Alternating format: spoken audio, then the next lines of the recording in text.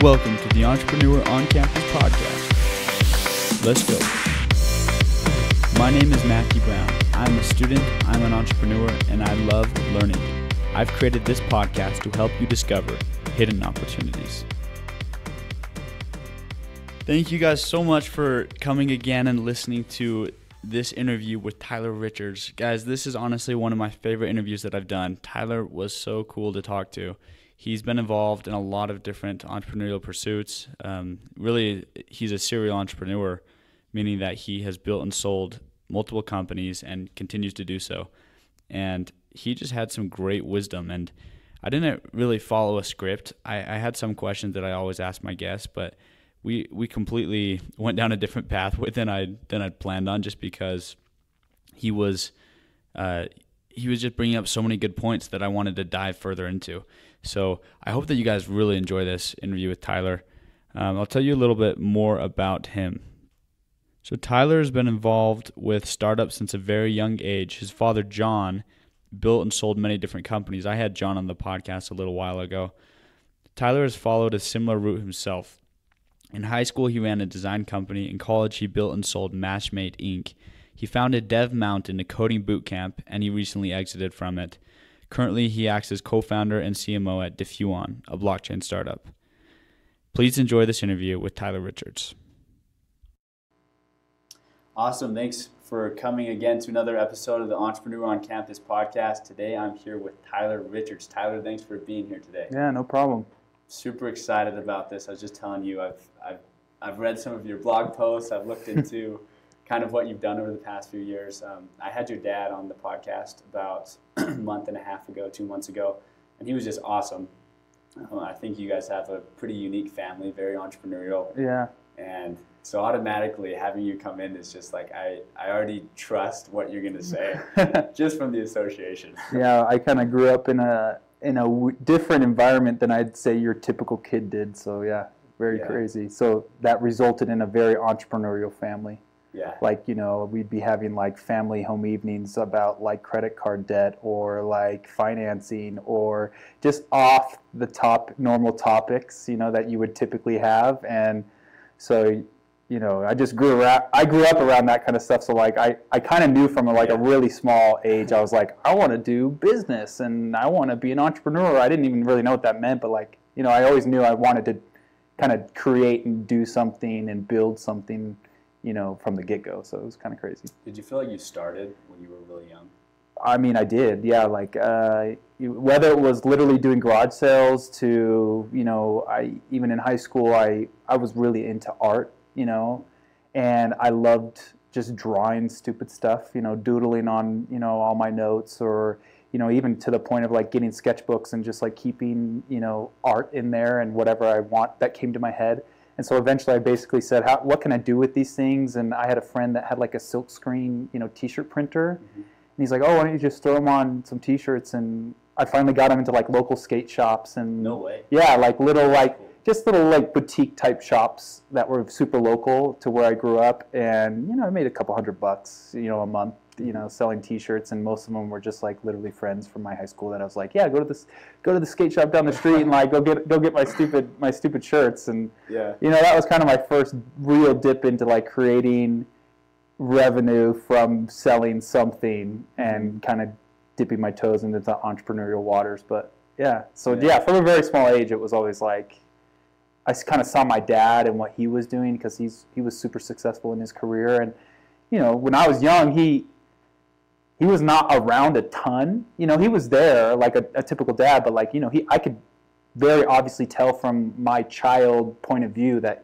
he was working hard. Like, he would come home from family dinners, but like go back to the office at 7 p.m. and like be gone till like 10, 11 p.m., like working around the clock type of a thing. So like he would be there in the moments he needed to be there, but at the same time, like he was very focused hard on like his career and building whatever he was doing at the time. And so that just kind of, was something I picked up on and saw, okay, like that's what it takes to be an entrepreneur, or that's what it takes to be successful. So that was just kind of ingrained into like my upbringing and like me being raised as a kid, Yeah.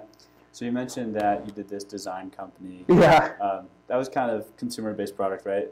Yeah. You've mostly been involved with tech, right? Yeah. So I quickly realized like design was not going to take me anywhere. Like, you know, painting pictures or drawing doodles or sketches was not going to make me, you know, the quote unquote millionaire I wanted to be, kind of a thing, or bring any kind of real wealth. And so what I really quickly started getting into, like in the late 90s, I started getting in really heavily into like even like Corel Draw, or like Flash was kind of the first program I started like doinking around with, like with graphic design and art. I started making stupid little animations in Flash, and I would create graphics and assets in like Corel Draw. And then I quickly saw like the Adobe suite, you know, Illustrator and Photoshop becoming the go-to application. And so I transitioned over to the Adobe the Adobe suite, and I took those skills to finally get into like front-end design, you know, web design stuff, like creating assets for web pages, and finally getting into web pages, and then of course getting finally into, you know, actual development. And so it just kind of transitioned over the years. Like my dad was in technology. You know, one of his biggest business that he created, that he actually IPO'd, was a technology-based software company back in like the .com era. And so we had, I remember at one point in our basement as a kid, we had like 8 computers in our basement. Wow. You know, like the huge desktop computers, like the ones that took up like 3 feet of space on a desk. Yeah.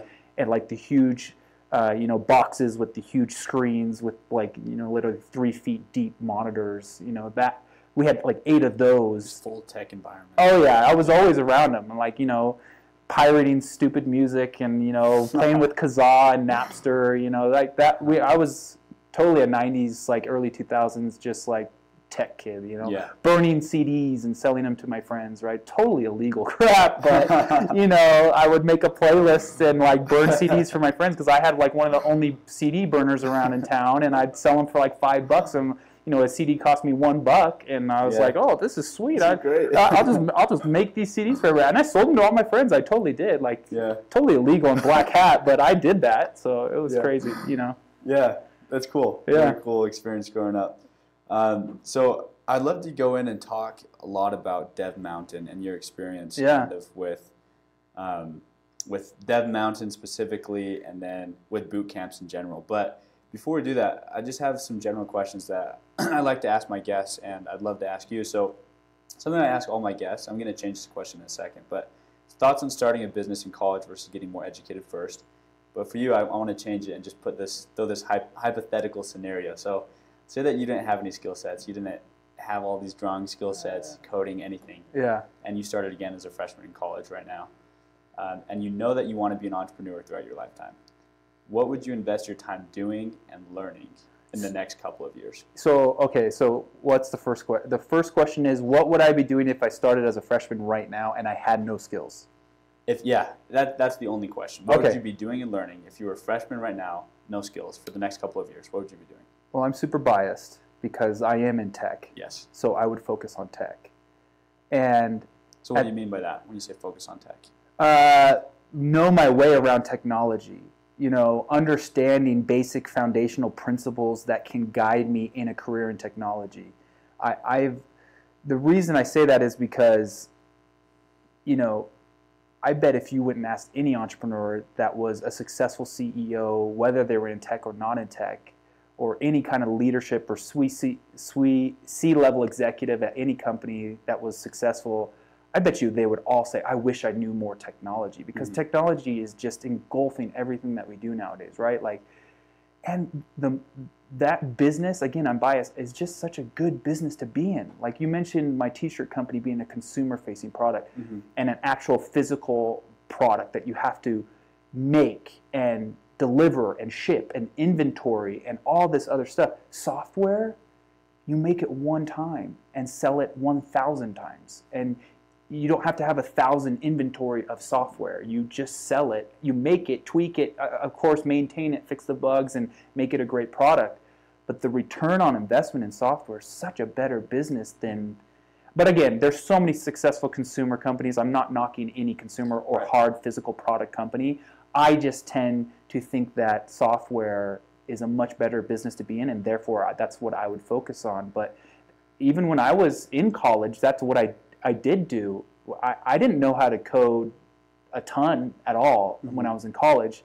I actually had a friend that I went to BYU, Brigham Young University, and I had a friend that was a very skilled software developer, web developer, that I literally learned from in my spare time throughout my college years. Like, I was really good at those, graphic design softwares like the Adobe suite, and with Photoshop and Illustrator and everything. And my friend saw that and he's like, hey, you know what? You'd be really good at getting into like code and being like a front-end web developer. And I was kind of like, what's that? And that was literally like my freshman year of college. And the rest of my college career, the 4 years I was at college, throughout, that first year and second year, I would literally sit down with him when he had free time between classes and literally watch him code, sit down next to him and be like, oh, what are you doing there? And he would be kind enough to be like, oh, I did this, and this is how you, write this hook or do this script, and, this is how the actual web page works. Here's how you host a website, like all the basic stuff. And he would show me, and over time, doing that 2-3 times a week, which I did do for an hour at a time, I got to a point where I got skilled enough to actually take on my own work, be like a contracted front-end web developer for startups and companies around, and I started putting myself out there and getting hourly work that way and promising to do stuff that I didn't even know how to do, so I forced myself to learn it from him and just Googling and figuring it out. So that's what I would do, is just focus on technology skills, and I'm not learning the skills. Yeah, but I'm not even saying like be this awesome web developer, because maybe that's not you. But what I am saying, learn enough so you know your way around it, so that you can navigate those waters if your career takes you there. And I almost guarantee you at some point you will be dealing with technology in your career. Technology is everywhere. It doesn't matter if you're Walmart, doesn't matter if you're selling baby clothes, or if you're literally writing a software. Your startup is going to deal with technology. It's just there, and it's not going away. So understand it so you don't mess it up. Yeah. Okay. I like that. So what is your thought about starting a business in college versus maybe developing those skill sets first, and then starting a business after? So I talk to a ton of college-age entrepreneurs and students all the time. I'm coming back and lecturing, or I'm just literally mentoring people within the programs that I'm affiliated with, and I always tell them, start now. Like, you have nothing to lose, right? Fast forward 10 years, 20 years from being a freshman in college. Okay, let's say fast forward 10 years, you're 30 years old, you maybe are married, you maybe have a kid, 2 kids, 3 kids, okay, the risk associated with starting something, because to start a business, it's going to take a lot, right? You have to focus on it 110%. You probably shouldn't have a full-time job if you're really serious about starting something. You're going to need to put in 60, 80-hour weeks if you want to be that, all-in entrepreneur. How are you supposed to do that when you have 2, 3 kids that you're supposed to provide for, or even a spouse, or a mortgage on a home, or all these other responsibilities? As a freshman in college, what do you have? You got to pay maybe $200 in food every month and like $400 in rent, and you can make that work by working, less than 20 hours a week at minimum wage, right? As a freshman, you don't have all those other responsibilities. The risk to start a startup is way lower, and that the risk continues to increase every quarter of the year that you wait. So just do it now. Like, that is my advice all the time to college-age students. Get started now. Do it now. If you're thinking about something, go and test it out. Go start making the pieces fit so it starts to work, or start validating some kind of idea, or validating whatever it is that's in your head and saying, okay, I want to sell t-shirts. Oh wait, I'll put that off until next year. I don't have time to do that. No, just start figuring out, okay, how do I start selling t-shirts? How do I get the silk screening done? Where do I source the t-shirts from? What's my method of selling these t-shirts? Like, just put it together. What do you have to lose? Right? And it's not saying I'm going to spend 80 hours a week trying to develop the t-shirts. It's just saying I'm going to see if this can even work. You're just testing it out. Yeah, because again, your risk tolerance as a freshman in college should be at the all-time high of the rest of your life. Like, it's only at its peak now, and every month that you wait, it's going to continue to lower. The tolerance is going to lower because you're going to have more responsibilities that come into your life that's going to take you away from focusing on a startup, right? like I remember when I graduated from college, all my friends around me were getting jobs. You know, they were going to these huge Fortune 500 companies or landing an awesome job in Florida or California or Oregon or wherever it may be. And I'm just sitting there this last semester in college. And by the way, I started a startup in college, so that's what I was focused on. But I've sat there this last semester thinking, am I making a mistake? Like, I'm not making money. Like, these guys are going to get $40,000, $50,000, $60,000 jobs right out of college, and I'm just sitting here like an idiot making like no money, and I have nothing going for me except for this startup that at the time wasn't amazing. But I just remember sitting there thinking, oh my gosh, am I making the wrong decision? But it was the right decision looking at it later on in my life, because that's what really got me into this kind of almost serial entrepreneurial life where I was just like always doing startups, and that was the start right there. And without that experience of what I learned there at that startup that I was doing right there, it wouldn't have taken me to where I went after that, and then DevMountain, and where I am today. So right. Yeah. So going back to that original question, you would learn a lot about tech, and you would start getting involved with startups. Yeah, maybe not start a startup, but I would. Me personally, I think this is a very customized question. This is a very personal question to your situation and your environment that you're in and what you're doing at the time and how much time you have. Like, how much money you have. How much money you have, or, you know, how much money can you sacrifice? You know, it's not even money that you have, but like, hey, can you sacrifice 40 hours a week not working and getting money and putting it into time and effort to building your own source of money and income, right? So the opportunity cost that's associated with that. So yes, I would focus on technology, and I would definitely get started as soon as possible. Maybe that's not tomorrow, maybe that's not next week, maybe that's not next semester, but, you know, next year, or, you know, have plans to get started to do something. Just act now. A lot of people just sit on their hands. Act now. Right. And if you do have, so if you don't have any money at all, and you recognize, okay, I do need to work a little bit or get some revenue, right? You spent some time at Boom Startup, which is an accelerator, right? Yeah. Would you recommend like aspiring entrepreneurs to get into that type of environment? 100%. If you are needing some kind of income and some kind of cash flow and something to prop you up and something to sustain normal life, like you need to live and eat food, and whether that's ramen or filet mignon, you know, you have to eat, right? So you have to sustain life, and if you need to do something that pays the bills, go and do something that is related to what you're wanting to get into, right? If I want to sell T-shirts, go work at the local skate shop. If I want to, you know, get into software, go be an intern at minimum wage, making $10 an hour or whatever, $8 an hour at, you know, Domo or, you know, Adobe or these like tech companies right down the street, right?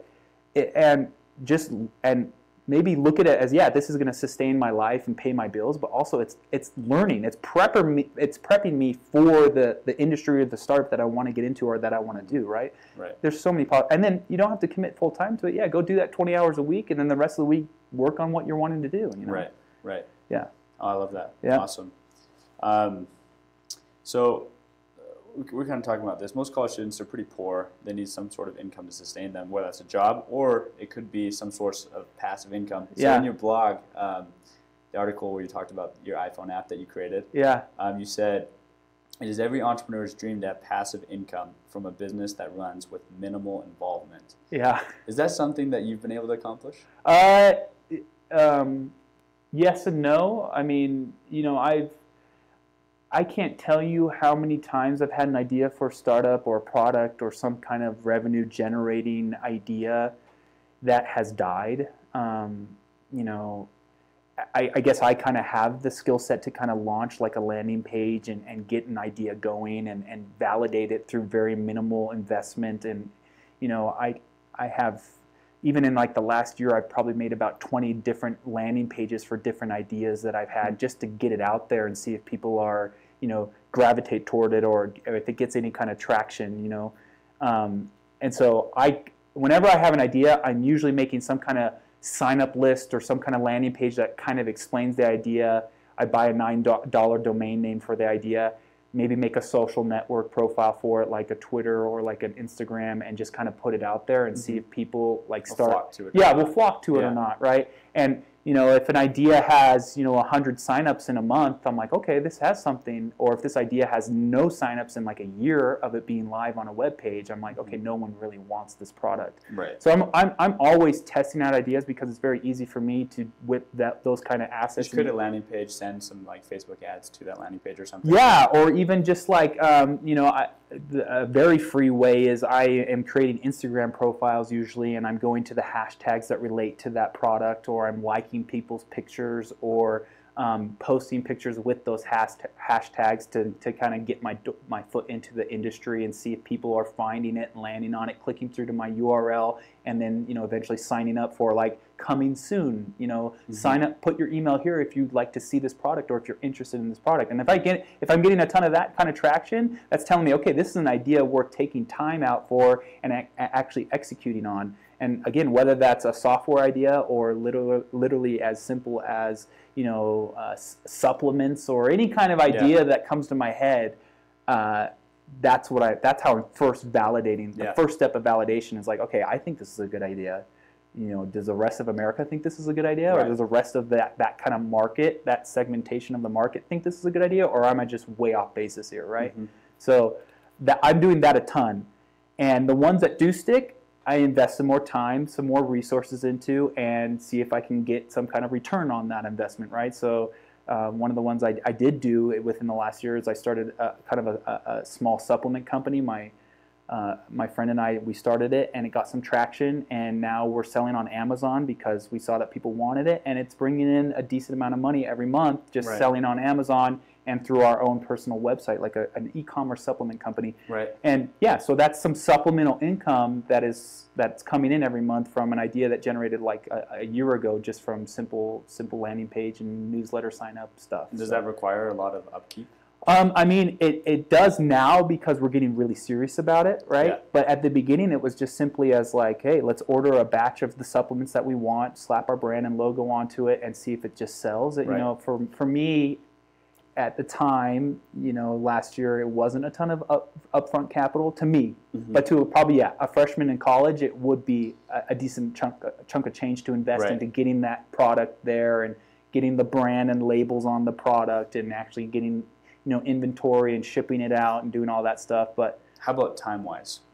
No, not a ton of time. Yeah. No, it wasn't a ton of time at the beginning, and still to this day, it's not a ton of time. Right. I don't spend a ton of time on that company specifically every week. So, and it's generating thousands every month. So that's very achievable with very minimal effort if you can kind of understand and know the landscape of what you're doing. Yeah.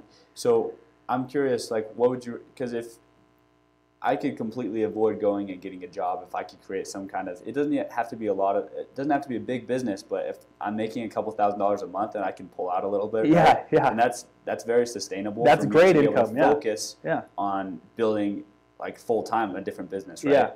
Yeah. So like, what platforms do you recommend doing that same thing, kind of a landing page, looking at ideas, and then? Yeah, but at the same time, if you have a product or a company that's making a couple thousand a month, like, that's great traction. Like, that should be your full-time thing.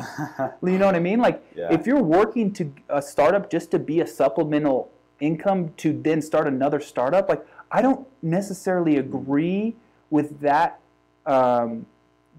that strategy as an entrepreneur, just because I just know the startups that actually go need to have time and attention. Like, if I were to stop full time and focus on that supplement company, I feel like it would do even more, right? Yeah. It would 10x, what it's doing right now. I'm just satisfied with what it's doing with the time I'm putting in there. I kind of got to weigh the time and resources I'm putting into it to the return it's giving me back to me. And right now I'm happy with that. But if I didn't have anything else going on in my life, just pursue that. Yeah, if that would be number one priority, and that would be my number one thing that I'd be doing. But I just have other opportunities right now that have come up that I see more opportunity with, and investing my time there rather than on that company. But if you're a freshman in college and you had a supplement company that was making a couple $1,000s a month, like, you better pursue that. Like, I would have killed for that as a freshman in college. I think I'm just in I'm in a state in my life right now where I have the resources to try out onesie twosie startups like that and try to make them go, as opposed to 10 years ago. I would have never sunk a couple $1,000s of upfront capital into this supplement company, right. and to then generate a couple $1,000s back. Like I would have never been able to do that, right. you know. So, yeah. But yeah, so yeah, I think putting like, you know, putting all your eggs in one basket is good if that has traction. Yeah, if it has traction, if it has that kind of revenue coming in and that kind of, you know, potential. Put all your eggs in there, give it 110%, put 80 hours of that into a week into that, and grow that thing to the moon. Yeah. Like that's traction. It's within itself. Revenue is traction. Revenue solves a lot of problems in startups. And if you have a startup that's creating revenue, you are already checking number one top priority. I mean, number one to do off of your list is get revenue. Revenue. Money. Money makes the world go round. Yeah. That's kind of bad to say, but it does. Yeah. So I have a mentor that he kind of brought this kind of strategy into my mind. Is he would say, you don't want to go start a business if you're just like, oh, I need revenue I need money right now. Yeah. And you're not going to make the best business decisions. But if you can have kind of a bubble, then that's like the best place to do it from. And so he says, like, whether that's creating a passive source of income first and then going and creating a business. I think there's 3 things that need to exist to make a startup go. One of them is money. You have to have revenue. You need to be generating revenue. You cannot sustain a startup, I don't care who you are, for a long period of time if you have no money coming in. Sure, Instagram did it. They sold to Facebook for $1 billion with no revenue, but that was a different play, right? That was like, okay, we're going to go get 1 billion users, and everybody uses this thing like every minute of the day, and Facebook saw value in that. That was an exception. That's not the rule, okay? That is not the rule of startups. The rule with startups is make money. So to make a startup go, you need to have revenue, and you need to have a market. You have to identify a market where you can actually capture revenue from, and you have to have a passion, okay, as an entrepreneur. So you need a passion, you need revenue, and you need a market, okay? And then that is a successful startup. Because if, for example, let's say I want to go sell bananas on the street corner, okay? Because I really like bananas. I'm a banana guy, and I have this weird banana fetish, and I know every kind of banana that there is, and I just want to start this weird banana shop on the street corner. Okay, I have the passion for bananas, but is there really a market for me to sell bananas? And can I capture revenue from that market selling on the street corner? You know what I mean? It can't be passion alone, okay? So I agree with your mentor that you shouldn't go into a startup just seeking revenue, but at the same time, you can't go into a startup just with a passion. It doesn't work that way. Just because I love something so much doesn't mean it's going to have traction and go. I don't care if you're the smartest person in that industry. If that industry literally doesn't exist, or if there's no market for the industry, it's not going to work. It's not going to work. Right. You have to have passion, and you have to have the market and the revenue to make it go. Yeah. So what is your? So you talked a lot about this, but what I'm just trying to figure out. Would you ever recommend somebody trying to, instead of actively pursuing a big business, trying to build some kind of passive income so that you can free yourself of the necessity of getting a job? Yeah. And where would you look? What kind of? So maybe I'll tell you a little bit what I did. Sure. So when I was in college, I started a startup, and dumbly enough, I was a dumb college kid. I started a dating application. So that's what you needed. So founder, user, and consumer all in the same bucket there. So I was dating at the time. I was in the height of my my dating career, quote unquote, I guess you could say, while I was going to college, and I identified kind of a need. And so me having technical skills, and another one of my friends having some technical skills, and actually my brother-in-law, oddly enough, we all got together and created this dating application. So when I was in college, I started that startup company. And throughout my years, all the way from like literally my sophomore year to my senior years, when I was executing on that dating application, it was okay. It did okay. We got some traction, got a couple 100,000 users. Wow. The whole premise around it was matchmaking. So like friends of friends, like, hey, can you match me up with some of your friends? And like just creating matches on the platform through friends and friends of their friends. It was back in the day when Facebook would allow you to sync up your Facebook profile to a third-party application like ours, and it would give you a ton of data. Like if you signed up to our dating application, I could see your friends and put them on my platform basically make profiles with their profile picture and contact information. And so if you signed up, automatically like 1,000 of your friends signed up to our platform. Gotcha. And it just went crazy. Facebook does not allow that anymore. That was back in 2009. And so that was when like the Facebook API was like brand new and like it was the wild, wild west. So we built it really, really quickly and we got a ton of traction. Ultimately, my senior year, we sold that off to one of our competitors that was in the dating space, who was backed by Microsoft Ventures. So they had they were cash rich, and they just said, hey, we want to buy you guys, and we did the deal. For the time and effort and resources I put into that company, I got paid pennies on the dollar. There was not any kind of awesome, exit for me as an entrepreneur. But as a college student, I was like, dude, that was awesome. That was a complete win for me, and I learned a ton. Yeah. After that startup, I felt like I needed more skills. I said, okay, I need to do more. I need to learn more about this environment, about being a founder, having a startup, execution, strategy behind it all. Like I felt still very novice in my entrepreneurial career, and that's when I went to Boom Startup. I was basically the program manager of Boom Startup that year. So right after my senior year, that summer, I went to Boom Startup, which was a local accelerator. And my job was basically to connect the startups in the program that were accepted into the accelerator to the investors and mentors of the program. So I was setting schedules, talking to the founders of the companies, talking to the investors and mentors and saying, okay, like when can you come in? Who needs mentoring? Who needs what? Who's going to learn what? Setting up, the presentations for that week or whatever. Mentoring, not mentoring, but helping the startups wherever I could. If they needed some design help or whatever skill set I had, I would jump on that team for like a couple hours and help them crank out whatever they needed. And I learned a ton there. Yeah. And after that program, I got to know one of the companies in that program really, really well, which was called Toot Genomics. They were a medical software company in the genetics space. And I was really intrigued by their product, got to know their team really, really well when I was in that, working for that accelerator. So after the accelerator was over, they had raised some money from the demo day and like the whole investor pitch that came along with the Boom Startup program. And they said, hey, we have some funds now. We'd like to invite you to jump on board. And I said, yeah, I would love to. So I was basically employee number one at that company after the founders of that company. And I was with that company for about a year and a half. So I went and got a job, but it was with the mentality of like, I'm going to learn from these guys. I'm going to work side by side by the CEO in this hot medical startup software company and learn everything I could. And I was the right-hand man to that CEO. I was doing everything from raising money to selling huge pharmaceutical companies. Like I was on phone calls with Pfizer and AstraZeneca and all these huge like drug companies because we were doing deals with them with the software that we were creating. And then I would go to trade shows with him and, literally man the booth of this medical company. I was just thrown into this like doctor world. It was crazy, but it was like this awesome startup training that like, oh, this is what it takes to be a founder. Like this is what I need to do. This is how much effort I need to put in. This is the strategy and everything that I need to do. And I took that.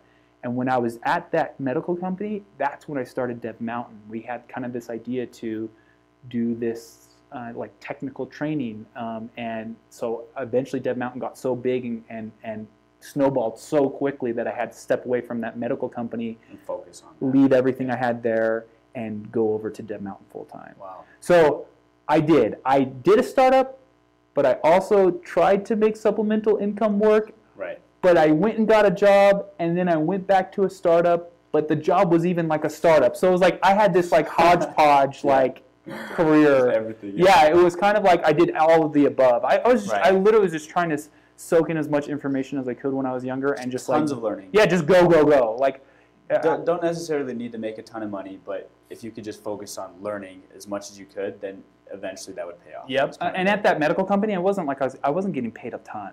I was young and I didn't need a ton of money, and so I think that's why they found me as a good asset to have. They're like, oh, we don't have to pay this guy a ton, and he can do a ton of stuff, and he'll just basically be this awesome all-around, every hat-wearing kind of employee that we can just have him go do anything. Because I did. At that medical company, I was doing everything from writing code to going to sales meetings to going to trade shows to literally raising money. So like I literally did. I was a quasi-founder at that company. Yeah. So yeah. Cool. So another question I have is, what is your opinion on parallel entrepreneurship, like working on multiple companies at the same time? Yeah, I don't. I do, but I don't. But you have to know there's a fine line. When do you jump ship? When do you jump ship and focus on the thing that is the number one priority, right?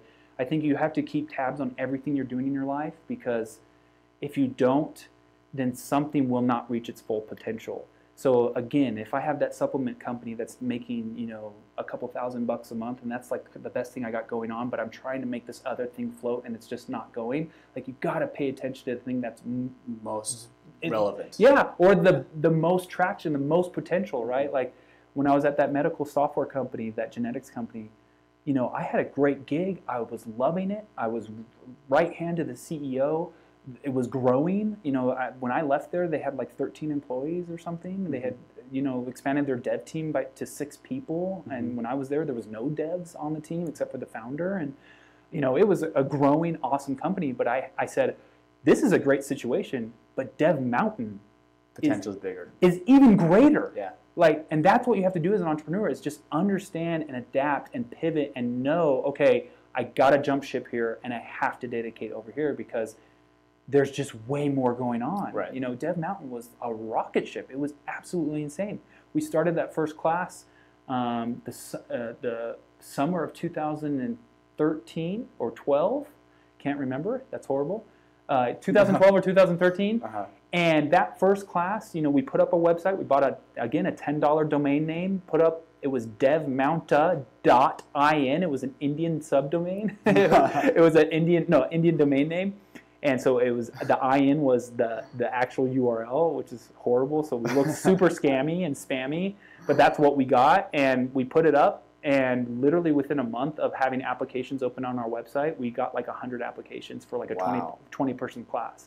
And so we, first of all, within like a month of putting up that website, we said, whoa, we got something. People want to learn this skill set. And again, you drove traffic through Instagram. No, with that I knew at the time the local mayor. I knew the Provo mayor, and I just went to him. You know, I just kind of reached out to my contacts, my network, and I said, hey, we're going to start these coding classes. If it's, you know, something that you're interested in or know someone who would be interested in it, we would love referrals, or just point him to the website. And he replied to me and said, this is awesome. You're educating the citizens of Provo. You know, I'd love to mention you on the Provo newsletter. So Provo keeps, you know, a newsletter of about 5,000 to 6,000 people, which is not even the population of Provo, but those are the only people that subscribe to the Provo newsletter.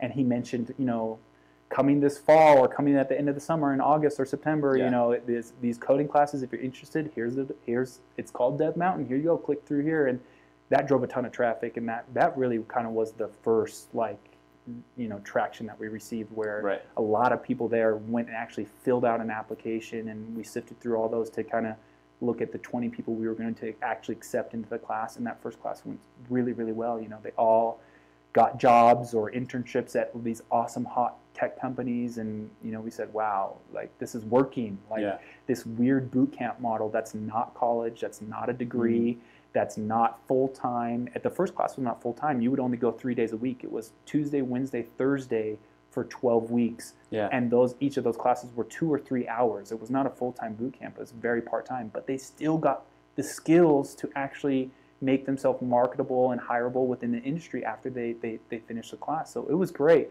And then it just snowballed from there. Like, and then you realize, I need to work on this full time. Yeah, and then it just went like, let's do another class. Let's do 2 more classes. And then we started offering different, skills like iOS development, web development, UX design, and it just really blew up. And we were one of the first boot camps in the country right after kind of the 2 or 3 first main ones. And so I think that gave us a lot of traction too. We were the only, option really, other than the 3 other guys. Now there's like 200 boot camps in the country or more. So there's for development. Yeah, for those specific tech skills. And so we were kind of the first to market, and just really executing well, giving a great education, giving great outcomes. Most people coming to our boot camp really wanted a job afterwards, and we really delivered on that. So it just blew up. And so I said, bye-bye medical company, bye-bye medical software, got to focus on DevMountain. And me and my co-founders, we just all were on it 24/7 and really put in some hours, and it went well. That's awesome. Yeah. What about boot camps? Is that something that you'd recommend people to look into now, or do you think that it's become super saturated? To go and start a boot camp, in whatever space that it is. So starting a boot camp, Yeah, should starting a boot entrepreneurs camp. start boot camps?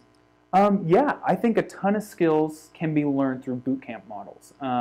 Another boot camp that I started was with my dad. Yep. It's Startup Ignition, which is an entrepreneur's boot camp, oddly enough. Yep, good one to jump into. Yeah, nice plug, right? Yeah. No, so Startup Ignition is an entrepreneurship boot camp. So we're teaching entrepreneurial skills, what to do, what not to do from, experienced and learned entrepreneurs who have gone down that road, had some successes, had some failures, that can teach other entrepreneurs who are just starting out or want to learn more basic principles and foundational principles for their entrepreneurial career. So yeah, it's been great. We've had about 400 people go through that program and had a ton of winners. A lot of people that have made their ideas go through that boot camp to go on to raise a ton of money or even sell. So we've had a lot of successes through that boot camp. So yes, that's one example.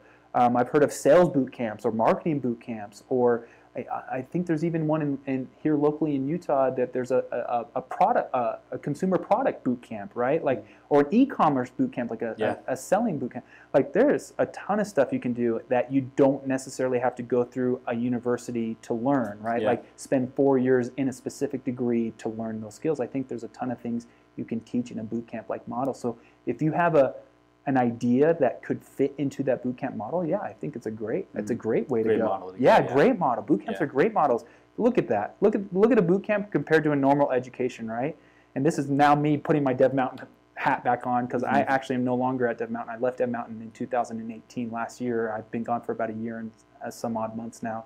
But I would say this all the time when I was at DevMountain was, what would you rather do, right? Is spend tens of thousands of dollars at your average university, spend 4 years of time at least there. And a lot of people are undecided for a long time, spend more than 4 years at a university. Have to take all these prerequisites and weird classes that don't even relate to your major, and then finally, like the last year of your education, you're actually in the classes that you care about and want to learn from. Then you get that degree. It just takes time and effort and a lot of money.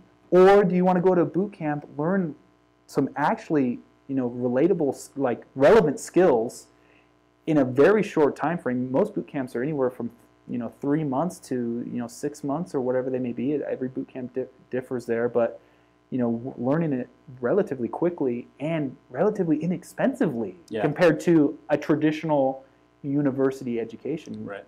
I mean, I don't know what it costs to go to some of the schools here in Utah nowadays. What's Utah's tuition, or BYU's, or UVU's, or Weber, or wherever, but I guarantee you after the 4 years it's going to be a lot more expensive than a session at a boot camp. So these young kids, man, I mean, it's so great, awesome learning experience. Yes. And then what about so it's great if you want to go learn some specific skill, you can go spend 3 months and you can really dial in and learn something really well, right? In that time. As far as you running a boot camp, what would you say were the biggest challenges with that? Keeping, scaling is keeping skilled employees and teachers and mentors in the program as you scale. Yeah. I think one of the best things DevMountain did was keep really talented people within the program that were teaching these principles and skills to other people. But as you scale out, right, as you want to grow revenues, because we are a business. Yeah, sure, we're an education, we're a school, but we're still a business. We were a for-profit education company.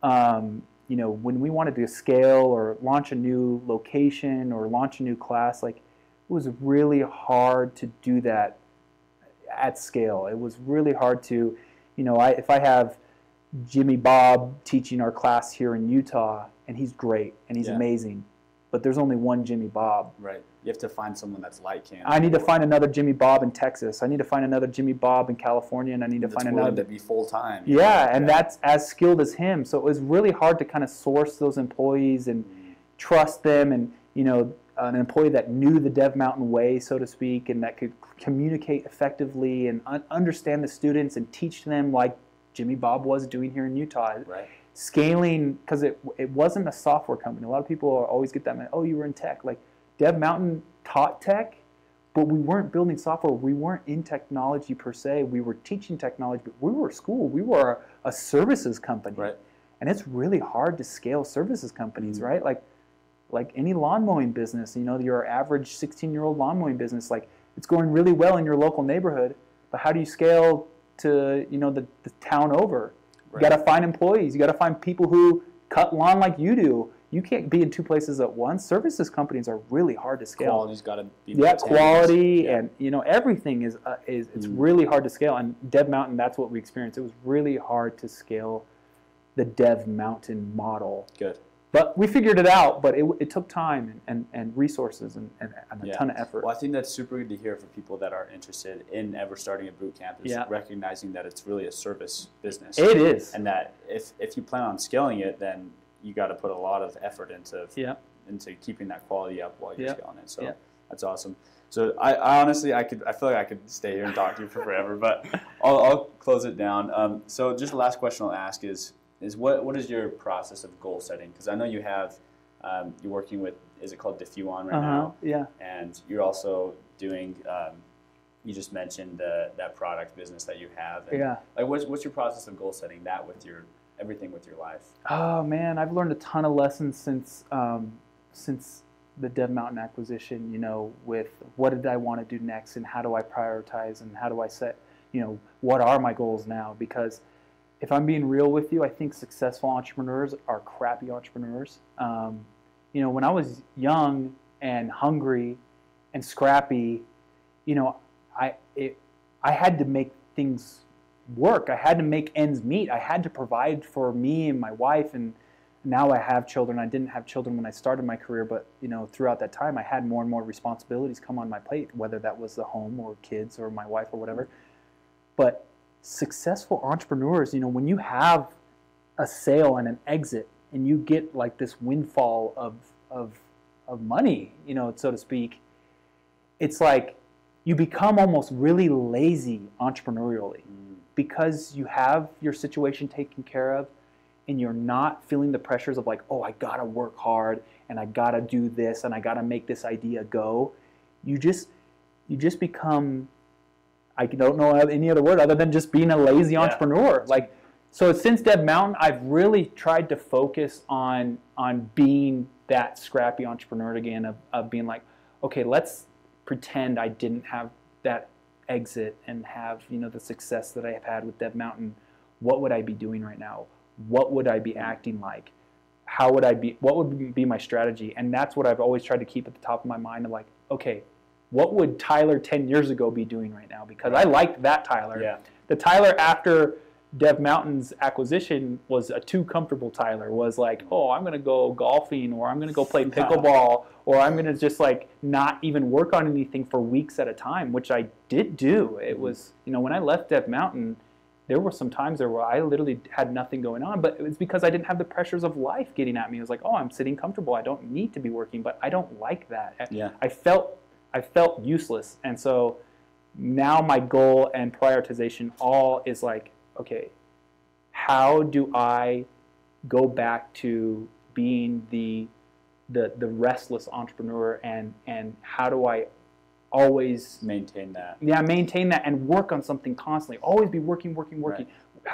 Be working towards something, right? Maybe it's just having a different motive, right? Yeah. Like at first the motive is I need money. Yeah, the motive is money. You have to find another motive and say, all right, I don't need the money anymore, but I want to make this But difference. I do, and you always want to go to that next step. Maybe it's not like, oh, I just want to have money. Now it's like, okay, because at DevMountain I was not the CEO. One of my co-founders, we dubbed him CEO from the beginning all the way to the end. And so now a goal of mine, for example, is I want to be a CEO of a very successful startup that has gone to, every step of the way to, whether that's acquisition or exit or even IPO or whatever it is. So you just go to the next step, right? Okay, I've had this win. And when I was a college student, I sold a company. It was great. It wasn't amazing. It wasn't anything like DevMountain, but I had that win. And I was like, okay, now where do I go from there? So you're always progressing in your career, and that's what you got to continuously do. Okay, you've had it, whether it's a failure or a win. Okay, where do I go from there? How do I move from there? And you just got to be present and know, okay, this is the next logical step for me. And that's what I've done since DevMountain, is just sit down and be like, okay, oh, I had this exit and this win. Okay, now I want to do this. I want to raise this much capital, or I want to have a company that's doing this much in revenue rather than just this much in revenue, or whatever the goal may be. Yeah. You know, just moving forward. Yep. And up. I love that. Yeah. Awesome. Tyler, thanks so much for Yeah, no, coming on. thank That you, was so man. much fun. Sorry, I'm a long talker, so No, I love it. I talk way too much. So Thanks. yep. Thank you guys so much for coming on and listening to another episode of the Entrepreneur on Campus podcast. Hopefully you enjoyed that episode with Tyler. If you did, please share it with your friends. Leave a review, a rating on iTunes. That helps me a lot so that I can get more followers naturally, organically. And thank you. And I'm excited for the guests we have coming. I've got a lot lined up in the next couple of weeks. And so keep on listening. You can expect another episode out next Tuesday at around 10 a.m. Thanks.